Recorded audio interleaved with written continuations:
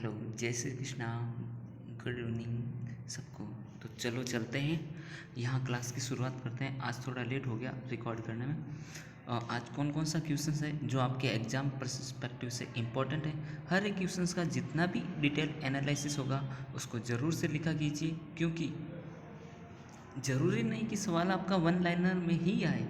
आजकल क्वेश्चन जो आपके स्टेटमेंट वाइज आते हैं, तो शुरू करें। ये पर्टिकुलर सेशन है आपके हर एग्ज़ाम को कवर करेगा, चाहे आप किसी भी एग्ज़ाम की तैयारी क्यों ना कर रहे हो।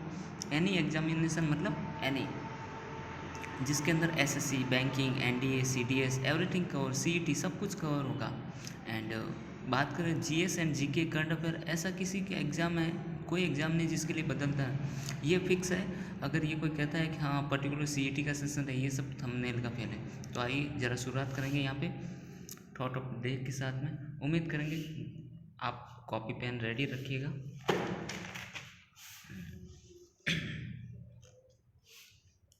पछतावा अतीत नहीं बदल सकता और चिंता भविष्य नहीं सुधार सकती।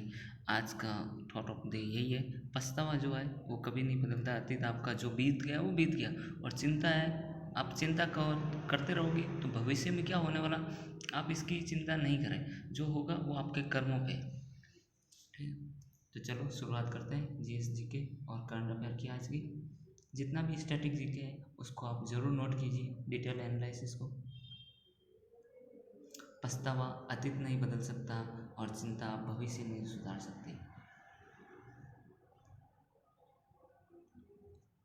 ये देखो, डैम बना रहा है। एक डैम का प्रोजेक्ट अभी शुरू किया गया है, और वो बहुत इम्पोर्टेंट है इंडिया एंड नेपाल के बीच में।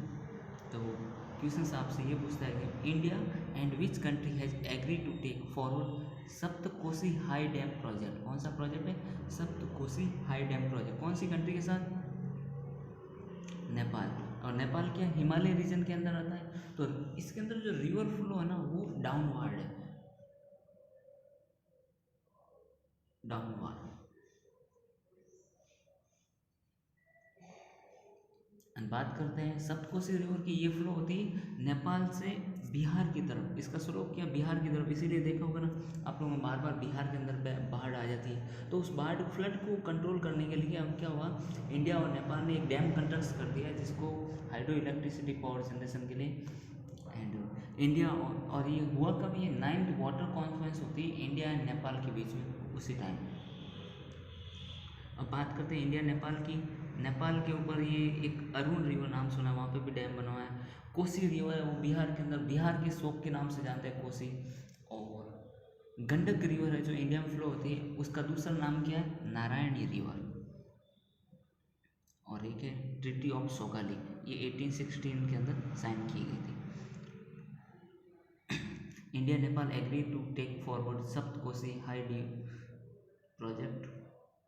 इसका कलर क्यों नहीं चेंज हो रहा है?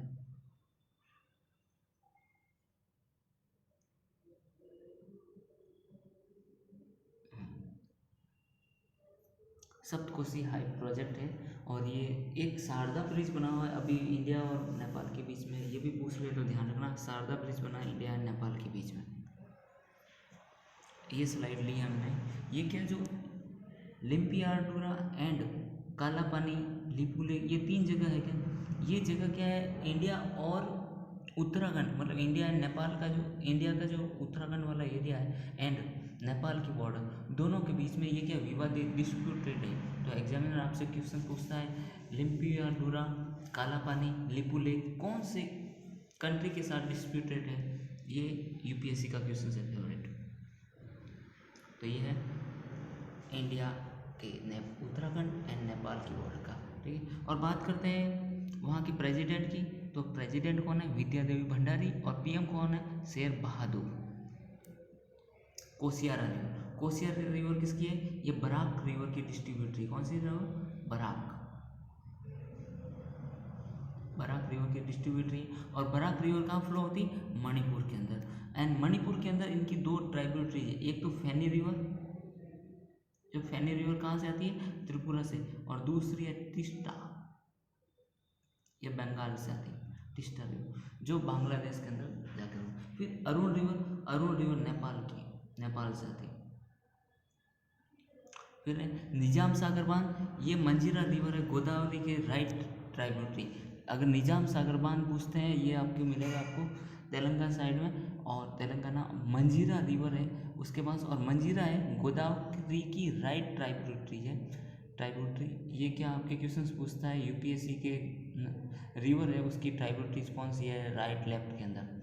फिर दुमका हाइड्रो इलेक्ट्रिसिटी प्रोजेक्ट, ये प्रोजेक्ट है वो इंडिया एंड जम्मू कश्मीर में बनाया हुआ है। फिर बात करें इसके अलावा world river day, world river day मनाया जाता है 4 सितंबर के 4th संडे जो होता है ना, लास्ट संडे, उस दिन क्या मनाया जाता है, वर्ल्ड रिवर डे। अगर इसकी बात करें, ये थॉमसन रिवर को कंजर्व करने के लिए बनाया था ब्रिटिश कोलंबिया के अंदर, और वर्ल्ड रिवर डे है ये 2005 के अंदर से 2005 से स्टार्ट हो चुका है। बात करते हैं नेक्स्ट बढ़ते हैं, स्वच्छ सर्वेक्षण रिपोर्ट आई थी 2021, वर्ल्ड लार्जेस्ट क्लीनेस्ट सर्वे है अर्बन एरिया के लिए। तो क्वेश्चन क्या पूछता है आपसे, which of following ministry has launch Swachh Vayu Sarvekshan reducing air pollution up to 40% 2025 to 26। कौन सी मिनिस्ट्री है जो इसको लॉन्च करती है स्वच्छ वायु सर्वेक्षण को, ये लॉन्च करती है ministry of environment and forest. बस डायरेक्ट क्वेश्चन यही आता है यूपीएससी का, और इसका काम होता है city action plan under national green air programme. इसके अंदर टोटल 131 सिटी जाते हैं। गवर्नमेंट लॉन्च स्वच्छ वायु सर्वेक्षण, और ये लॉन्च किसने किया, ministry of environment forest and climate, government of India के द्वारा लॉन्च किया गया था। अब बात करें ऑनलाइन पोर्टल भी है, एयर पोल्यूशन को मेंशन करने के लिए ऑनलाइन पोर्टल लॉन्च किया था प्राण। और अभी एकता नगर है जो गुजरात के अंदर केवड़िया शहर है ना, जहाँ पे स्टैचू ऑफ यूनिटी बना हुआ है, उसका नया नाम हो गया है एकता नगर। क्या नाम है उसका, एकता नगर। एकता नगर है, एग्जाम में क्वेश्चन पूछ ले केवड़िया का नया नाम क्या होगा, एकता नगर। तो एकता नगर के अंदर एनवायरनमेंट के कॉन्फ्रेंस के लिए क्या हुआ, एनवायरनमेंट को प्रोटेक्ट करने के लिए कॉन्फ्रेंस हुई थी ऑनलाइन वर्चुअल मोड में, जिसका इनॉग्रेशन पीएम मोदी जी के द्वारा किया था। एंड दिल्ली गवर्नमेंट में एनवायरनमेंट के प्रोटेक्शन को लिए एक ऐप लॉन्च किया जिसका नाम है सफर।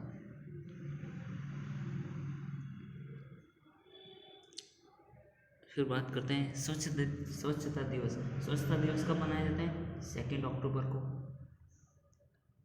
फिर एनवायरनमेंट प्रोटेक्शन के लिए एक्ट कब आया था, 1986। Wild life protection act 1972। खेलों का महाकुंभ, विलेज खेलों के खेल कुंभ कहाँ आयोजन किया था, 2 अक्टूबर उत्तराखंड के अंदर। खेल कुंभ तो आयोजन किया है, खेल कुंभ उत्तराखंड के अंदर 2 अक्टूबर। जबकि राजीव गांधी ग्रामीण खेल ओलंपिक कहाँ लॉन्च किया था, राजस्थान के अंदर, ये ध्यान रखना। बायोडाइवर्सिटी एक्ट कब आया था, 2002। वाटर पॉल्यूशन एक्ट 1974, ये एक्ट है कब आए थे, इसको जरूर याद रखें क्योंकि एग्जामिनर कहीं से भी क्वेश्चंस घुमा के बना देगा। चलो नेक्स्ट। फिर उत्तर प्रदेश अवार्डेड है Ayushman Utkrisht award 2022 adding a various health facility. National health facility register launch किया गया जिसके अंदर उत्तराखंड को, उत्तर प्रदेश को सबसे हाईएस्ट अवार्ड मिला, उत्कृष्ट अवार्ड। एग्जामिनर ये पूछता है कौन से स्टेट को मिला है, यूपी। विच ऑफ क्वेश्चन आ गया, विच of following state government is the best performing state in the country health facility के लिए, national health facility, Uttar Pradesh. कौन सी कंट्री, कौन सा हुआ स्टेट, उत्तर प्रदेश। उत्तर प्रदेश अवार्ड है Ayushman Utkrishta award 2022। Examiner direct question पूछेगा आयुष्मान उत्कृष्टा अवार्ड 2022 कौन से स्टेट को गया है, उत्तर प्रदेश। फिर बात करते हैं आयुष्मान भारत योजना, ये कब लॉन्च हुई थी। आयुष्मान भारत योजना ना, ये क्या हेल्थ की सबसे योजना है जो 2018 के अंदर लॉन्च की गई। रांची से ये झारखंड में रांची है, वहाँ से स्टार्ट किया, और इसमें सबको आयुष्मान कार्ड दिए गए हेल्थ की इंश्योरेंस के लिए। 5 लाख पर एन्यूम पर फैमिली के हिसाब से दिए जाएंगे। तो 2022 के अंदर यूपी फर्स्ट स्टेट बन गया क्योंकि यूपी ने 2 करोड़ हेल्थ कार्ड बना के दिए। और ये बनाए किसके बेस पे है, आयुष्मान भारत में उन लोगों को ऐड किया जो सेंसर 2011 जो उसके अंदर जो सेंसस होता है सोशो इकोनॉमिक बेस पे, उनके अंदर जो भी बैकवर्ड कैटेगरी थी उन सबको रखा गया है।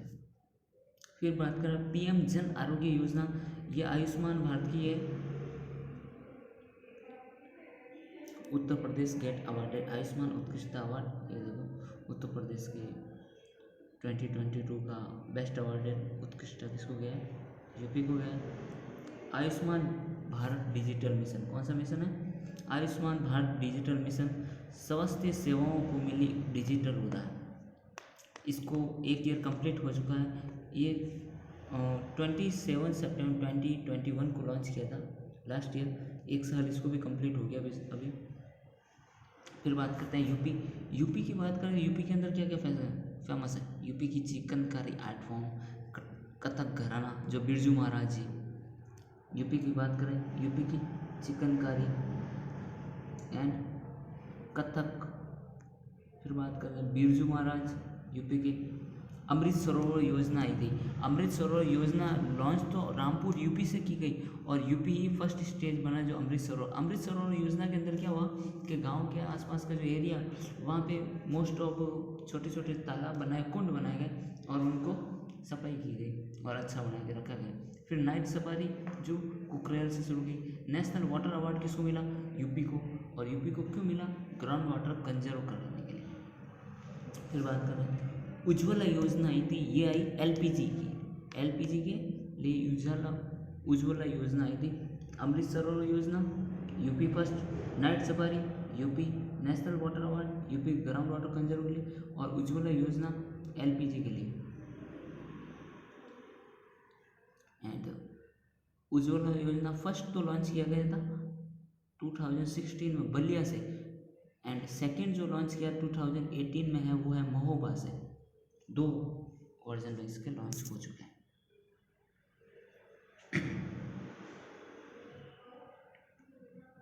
ये देखो इनकी खुशी स्माइल, इनको मिला है एक अवार्ड। चलो देखते हैं कौन सा अवार्ड मिला इनको। Dada Saheb Phalke award 2020 will go to which Bollywood actor? कौन से बॉलीवुड एक्टर को दादा साहेब फाल्के अवार्ड 2020 मिला है? वो है आशा पारेख। कौन सा किसको मिला? आशा पारेख। इनको 1992 में पद्मश्री भी मिला है।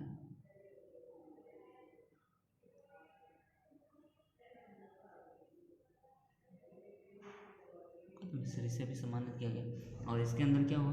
10 लाख प्राइज मनी दी जाएगी। Veteran actor Asha Parekh to be conferred with the Dadasaheb Phalke award. फिर बात करते हैं 2020 का बेस्ट परफॉर्मेंस ईयर अवार्ड भी यही अभी दिया गया है। एंड 2021 का अवार्ड है, ये कौन से ईयर का है? ये 52 अवार्ड है। जबकि 50 नंबर का जो लाइफ टाइम अचीवमेंट अवार्ड है वो किसको गया था? अमिताभ बच्चन जी को गया। और 51 दादा साहेब फाल्के अवार्ड किसको गया था? रजनीकांत जी को गया। और ये अवार्ड देता कौन है? Ministry of information and broadcasting, जिसके हेड अभी मिनिस्टर है अनुराग ठाकुर जी के द्वारा ये अवार्ड दिया गया देती है ये मिनिस्ट्री। एंड अवार्ड कौन किसने दिया? अवार्ड दिया गया द्रौपदी मुर्मू जी के द्वारा दिल्ली के अंदर। फिर स्मिता पाटिल अवार्ड दिया था अभी एक, वो है आलिया भट्ट जो अभी नई नई मम्मी बन गए, मॉम। स्मिता पाटिल अवार्ड आलिया भट्ट।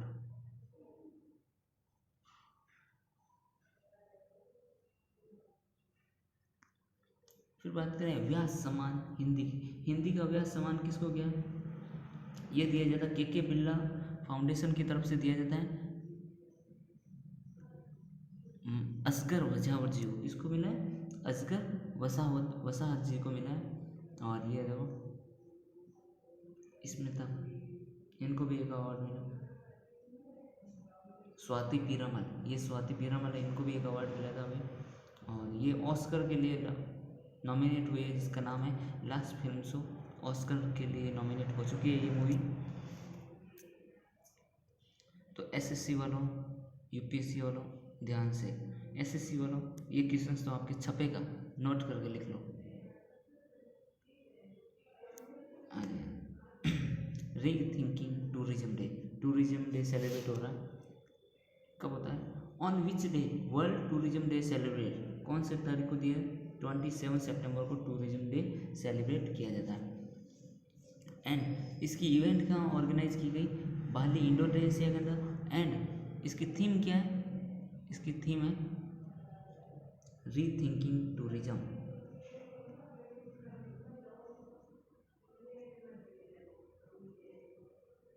री थिंकिंग टूरिज्म, ये क्वेश्चन नोट करके लिख दो, छपेगा। री थिंकिंग टूरिज्म सेलिब्रेट किसके द्वारा किया जाता है? ये सेलिब्रेट किया जाता है United Nation World Tourism Organization. किसके द्वारा? United Nation World Tourism Organization के द्वारा सेलिब्रेट किया जाता है। और ये ऑर्गेनाइजेशन बनाई कभी? 1946 के अंदर। एंड इसका हेडक्वार्टर मैड्रिड स्पेन के अंदर देखने को मिलता है। और ये फर्स्ट सेलिब्रेशन कब हुआ? 1980 के अंदर ये फर्स्ट सेलिब्रेशन स्टार्ट हुआ। ये तो था वर्ल्ड लेवल पे टूरिज्म डे सेलिब्रेट करना 27 सितंबर। अगर बात की जाए नेशनल लेवल पे इंडिया में, तो ये सेलिब्रेट किया जाता है 25 जनवरी को।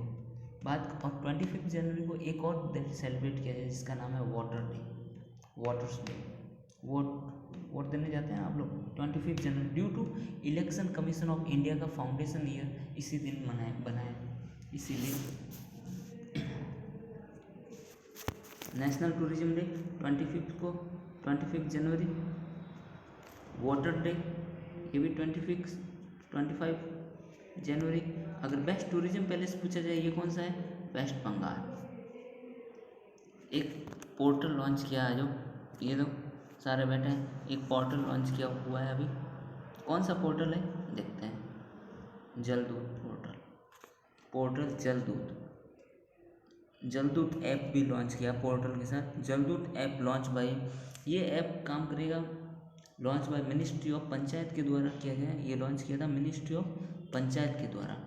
एंड इसके अंदर होगा क्या? और ये लॉन्च हुआ है 27 सितंबर 2022 को। इसके अंदर होगा village water in A contamination, मतलब विलेज के अंदर को भी कंटामिनेटेड वाटर है उसको सही करना। लेवल वेल, अगर ग्राउंड वाटर लेवल डाउन हो रहा है वो ड्रिंकेबल है या नहीं, उन सब के बारे में हमको बताना। ये सारी चीज़ें इस पोर्टल पे अपलोड कर दी जाएगी। ये मिनिस्ट्री ऑफ पंचायत के द्वारा लॉन्च किया गया। ठीक, चलो आ जाओ नेक्स्ट। ये देखो देख रहे हो, एक तो इसकी मैया, ये इसके पापा, ये इसका छोटा सा बच्चा, 3 हो गए। यह राइनो, 1 हॉर्स राइनो। अभी 1 हॉर्स राइनो रोहित शर्मा ने इनको बहुत डेडिकेटेड किया। राइनो फॉर रोहित के नाम से भी खूब फेमस हुए। बात करते हैं आगे, आ जाओ क्वेश्चंस क्या है एग्जामिनर के हिसाब से। ये मेमोरियल बनाया था, memorial made of ashes collected from rhino horns were unveil recently at which palace. कौन सी जगह पे मेमोरियल बनाया गया है? वो भी राइनो हॉर्स थे ना, उनके जो सींग होते हैं ना, उनकी एस, उनको जला के उनकी जो एस होती है उनसे क्या बना दिया? मेमोरियल। ये 3 जो देख रहे हो ना स्कल्पचर, ये सारे उन्हीं के जो एस थी उससे बनाया गया वापस। तो कहाँ पे बनाया गया? ये बनाया आसाम के। और ये कहाँ है? Kaziranga National Park. Kaziranga gate sculpture made of burnt rhino horns ash. और बनाया किसने? बीजू दास जी ने। अगर बात की जाए ये किसके अंदर आते हैं? Kaziranga gate sculpture made of ash burnt rhinoceros. और 128.56 ग्राम इनकी एस थी। ये देख रहे हो इस तरह से एक साथ इनको, ये क्या हो रहा था? स्मगलिंग हो रही थी इन लोगों राइनो की। तो राइनो जहाँ स्मगलिंग हो रही है उनको पकड़ा गया, तो जो भी बच जाते हैं उनकी बॉन्स वगैरह उन सबको गवर्नमेंट ने वहाँ इकट्ठा किया। एंड बाद में उनको जला के इन्होंने क्या किया? इनकी स्कल्पचर बना दिया कोई मेमोरियल के रूप में। तो राइनो हॉर्न्स के लिए मेमोरियल का अनवेल हुआ आसाम के अंदर।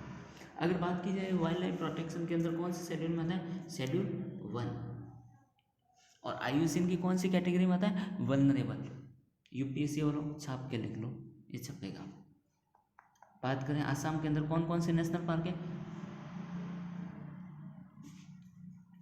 एंड नहीं आसाम में नहीं, अब ले लो आप, जहाँ पे राइनोसोर्स पाए जाते हैं वो कौन कौन से पार्क है, काजीरंगा पार्क, पॉबीतोरा नेशनल पार्क, मानस नेशनल पार्क, जलतापारा नेशनल पार्क, दूधवा नेशनल पार्क। ये सारे नेशनल पार्क वही है जहाँ पे वन ऑन राइनोसोर्स पाए जाते हैं।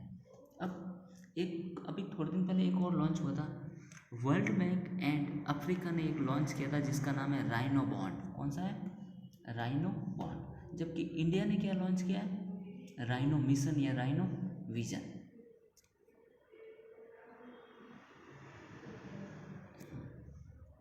बात करते हैं चीता। ये चीता अभी लाए गए थे कुनो नेशनल पार्क, कहाँ पे, विंध्याचल की पहाड़ियों में, कुनो नामीबिया से लाए गए, और उसमें से एक चीता का नाम रखा गया है। उसका नाम क्या है, नाम उसका मोदी जी ने दिया था आशा। क्या नाम है, आशा। अफ्रीकन राइनो कौन सी कैटेगरी में आता है, इंडेंजर्ड। जबकि इंडियन राइनो वल्नरेबल में। मानस नेशनल पार्क कहाँ पे, आसाम में। लेटेस्ट टाइगर रिजर्व गुरु घसीदास, और अब तो और बन गया है, यूपी के अंदर बनने जा रहा है बुंदेलखंड में। प्रोजेक्ट टाइगर कब आया, 1973 के अंदर। जबकि एनवायरमेंट प्रोटेक्शन एक्ट कब आया, 1972। प्रोजेक्ट एलिफेंट आया 1992 के अंदर। एंड राइनो 2020 ये लॉन्च किया था राइनोसॉर्स को बचाने के लिए। फिर डॉल्फिन के लिए कंजर्वेशन प्रोग्राम लॉन्च किया, वो कहाँ लॉन्च किया है, बिहार के अंदर, बिहार। फिर डुगोंग के लिए, डुगोंग फिश मतलब समुद्री गाय होती है ना, एकदम गाय, उनका मुंह मतलब एक मछली है पर उनका जो फिश होती है ना, उनका जो माउथ होता है ना वो ऐसा लगता है जैसे काऊ होता है ना, काऊ की तरह। तो इसीलिए समुद्री गाय भी बोल सकते हैं, या उसका नाम है डुगोंग फिश। तो डुगोंग फिश के लिए कंजर्वेशन सेंटर का बनाया गया तमिलनाडु में। ये एसएससी वालों छाप के लिख लो, छपेगा आपके पेपर में। चलो आ जाओ नेक्स्ट चलते हैं। ये देखो बेबी देख रहे हैं, कितना गोलू मोलू सा क्यूट।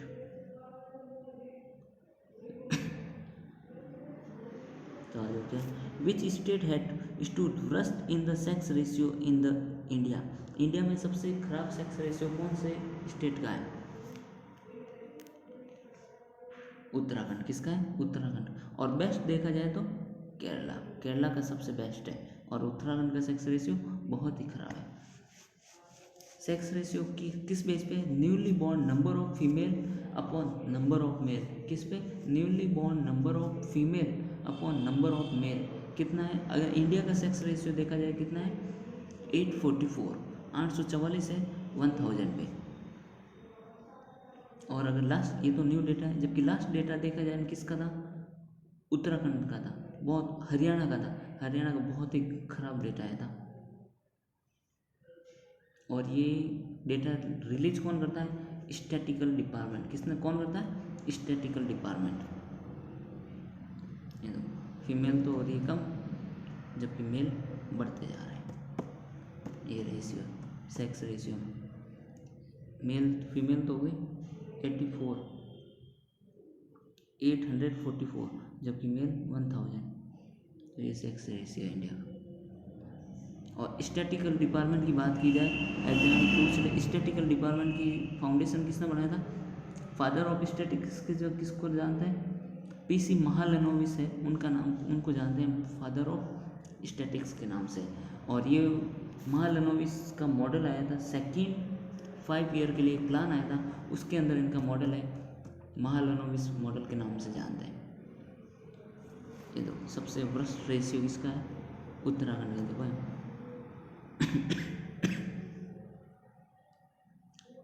सॉरी,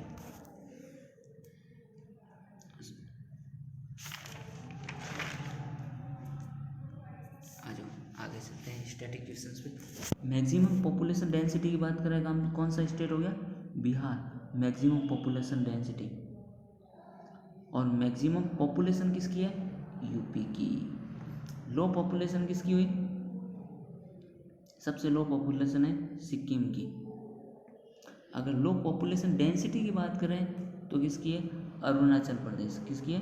अरुणाचल प्रदेश की सबसे low population, maximum population density Bihar की है, जबकि low population density Arunachal Pradesh की। फिर what is the total literacy rate of India? India की लिटरेसी रेट क्या है? 74.04। 74.04।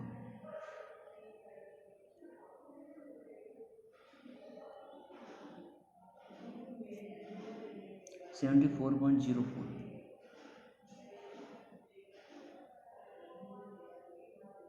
74.04। And most literate union territory in India, सबसे ज़्यादा पढ़ी लिखी कौन सी है? यूटी है, लक्षद्वीप। कौन सी? लक्षद्वीप। और देखा जाए तो स्टेट, सबसे मोस्ट लिटरेट स्टेट कौन सा है? केरला। एक और लिखो, सबसे हाईएस्ट सेक्स रेशियो किसका है यूटी के अंदर? पुडुचेरी का। और अगर ये तो था पुडुचेरी तो 2011 के अनुसार, जबकि 2020 के डेटा के अनुसार देखा जाए तो कौन सा है? दिल्ली। दिल्ली का सबसे ज़्यादा हाईएस्ट रेशियो, सेक्स रेशियो। आ जाओ आगे क्या है? ये तो बड़ा सा सेटअप हो रहा है। अमेजोन ने कुछ अनाउंस किया है। देखो राजस्थान के अंदर क्या बनने जा रहा है? 3 सोलर प्रोजेक्ट बन रहे हैं, सोलर प्रोजेक्ट। और कौन लॉन्च कर रहा है? अमेजन ने लॉन्च किया। तो एग्जाम में क्वेश्चन यहाँ फंसाएगा, एसएससी वालों या फिर एनडीए सीडीएस या राजस्थान एग्जाम देने वालों, कोई भी है, इसको लिख लेना। आगे नेक्स्ट आने वाले एग्जाम्स में छपेगा आपके ये क्वेश्चंस, लिख लो। एस्टिक मार्क लगा दो, 1 2 3 4 5 एक साथ में। आ जाओ। Which has become the first e commerce company to set up solar farm in India? कौन सी ई कॉमर्स कंपनी? ये डिफरेंस क्यों हुआ? ये ई कॉमर्स कंपनी जिसने सोलर फार्म सेटअप किया है वो है अमेजन। अमेजन। अब अमेजन ने क्या प्लान किया? अमेजन प्लान है 3 solar farm in Rajasthan. Amazon plan है 3 सोलर फार्म इन राजस्थान। कितने मेगावाट के? 420 मेगावाट के हैं तीनों, जिसमें ये अलग अलग हेल्प लेगी, अकेले नहीं बना रही। इसमें से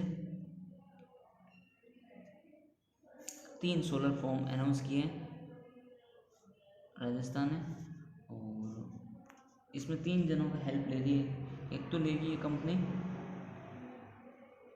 लिख लो इसको, रीन्यू पावर हेल्प 210 मेगावाट का, और एएमपी एनर्जी इंडिया जो 100 मेगावाट का इसको हेल्प करेगी। जबकि एक और नाम है जिसका नाम है ब्रुकफील्ड रिन्यूएबल एनर्जी, जो 110 मेगावाट। तो टोटली कितने हो गए? 420 मेगावाट, 420 मेगावाट। फिर वर्ल्ड का लार्जेस्ट अगर floating power plant, solar plant पूछा जाए ना, कौन सा है? एमपी के अंदर बना हुआ है, नर्मदा रिवर पे। एसएससी जीडी या सीजीएल वालों इसको एस्ट्रिक मार्क लगा दो, छपेगा आपके ये क्वेश्चंस।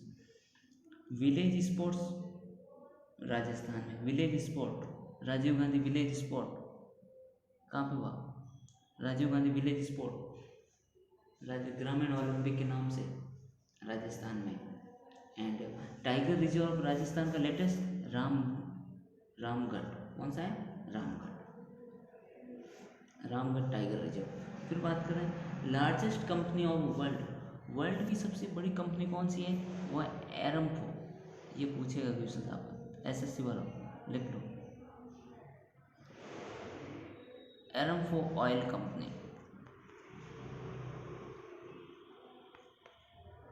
एरमको ऑयल कंपनी जिसके द्वारा क्या हाई सबसे ज़्यादा प्रोडक्शन किया जा रहा है। फिर दिलीप ट्रॉफी 2022 का जो हुआ था, ये इसका फर्स्ट एडिशन खेला गया था 1961 के अंदर। एंड ये जो अभी हुआ है ये west zone and south zone के बीच में रहा। साउथ जोन यहाँ पे रनर अप रहा और वेस्ट जोन क्या हुआ यहाँ पे फाइनल जीत गया। फिर रणजी ट्रॉफी है, ये डोमेस्टिक क्रिकेट है, ये सिक्किम ने, और सिक्किम में हुआ था और एमपी इसको जीत चुका है। फिर एक दुरंत कप है, ये एसएससी वालों लिख लेना इसको, डूरंट कप ये फुटबॉल का है और इसने बेंगलुरु को ने इसको जीत लिया था, मुंबई को हरा। फिर है सैयद मुश्ताक अली ट्रॉफी, ये बैडमिंटन की है और इसको पीवी सिंधु ने जीता था। फिर एक और अकेडमी बनाई जा रही है, वो है यूपी वाला, नोट करके लिख लेना, सीईटी जो भी एग्ज़ाम हो रहा है उसमें आएगा। पैरा बैडमिंटन अकेडमी बनाई जाएगी, वो कहाँ बनाएगी, लखनऊ के अंदर, लखनऊ। फिर संतोष ट्रॉफी, संतोष ट्रॉफी फुटबॉल से रिलेटेड है और इसको किसने जीता था, केरला ने। तो ये था आज का अपना particular session. Thank you, like the session, subscribe my channel. और दोस्तों मुझे थोड़ा सपोर्ट की ज़रूरत है आपकी, थोड़ा सपोर्ट करें। बाकी आप कंटेंट में आपकी कोई कमी नहीं आएगी, आप थोड़े से दिन कंटिन्यू रहो, आपको खुद को रियलाइज हो जाएगा कि ट्यूशन्स का लेवल क्या है या पढ़ाने का लेवल क्या है। बस आप डिटेल जो एनालिसिस हो रहा है उसको आप ज़रूर लिखा कीजिए या नोट किया करिए। बस ये डिटेल एनालिसिस है, क्वेश्चंस वहीं से देते हैं। तो मेरी आपकी इतनी सी रिक्वेस्ट रहेगी कि आप थोड़ा सा टाइम दो और कंटिन्यू बने रहो बस। बाकी आपको आने वाला टाइम में दूसरी जगह कहीं पे भी जाने की ज़रूरत नहीं है कि इधर से उधर जाके पढ़ने की। आपको कंटेंट इतना मिलेगा कि कंटेंट में कमी नहीं आएगी आपकी, और आपको एग्ज़ाम भी निकलेगा, एग्ज़ाम में क्वेश्चंस देखने को मिलेगा। तो प्लीज़ लाइक करें, सब्सक्राइब करें और आरएस जोन को थोड़ा प्रमोट करें। आपके जो भी फ्रेंड सर्कल में सबको इस सेशन को शेयर कीजिए। और बाकी थैंक यू।